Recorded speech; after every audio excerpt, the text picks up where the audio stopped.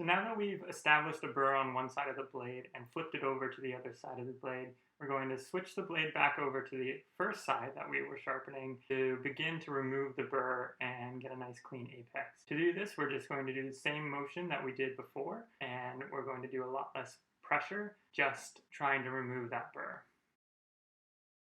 All right, so I've flipped the blade back over into my original position, my thumb on the heel of the blade and my forefinger up on the spine. I've locked it into place, and I'm just going to do exactly that same motion as I was doing before. I'm just starting at the tip and working my way down into my way to the heel. And I'm going to do just a few strokes here, really light pressure. I'm putting very little pressure with my supporting hand and just trying to guide the blade to maintain that same bevel angle as I sharpen. If you put too much pressure at this stage, you can begin to re-establish a burr, and it'll be more difficult to take off later.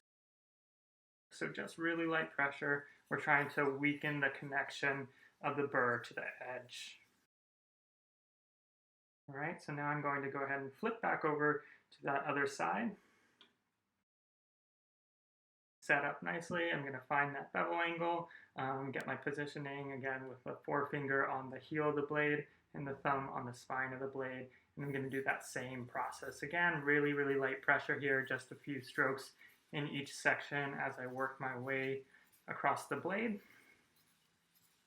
And again, all I'm doing is trying to weaken the connection of the burr to the edge. And as I go towards the tip, and I'm raising up the handle to account for the curve of the blade.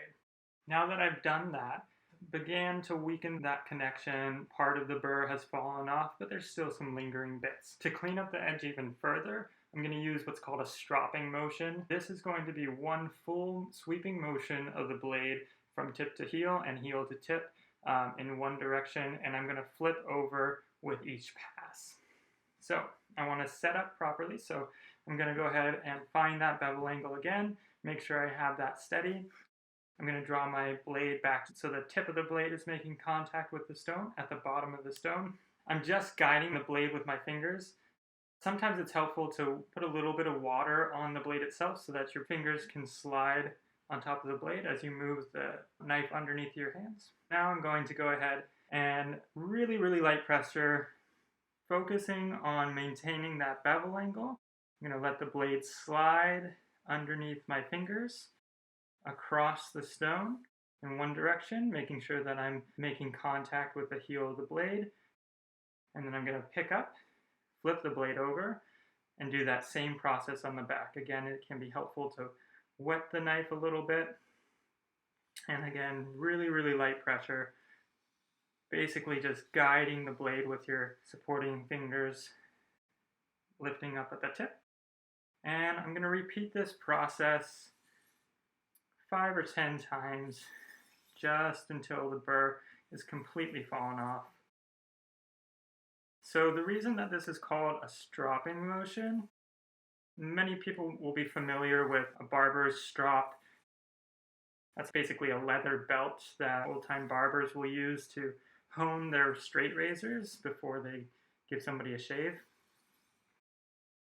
And in that motion, they'll take the strop and they'll do one pass one way, flip it back over. So you're doing that same motion, you're just working one side and then the other.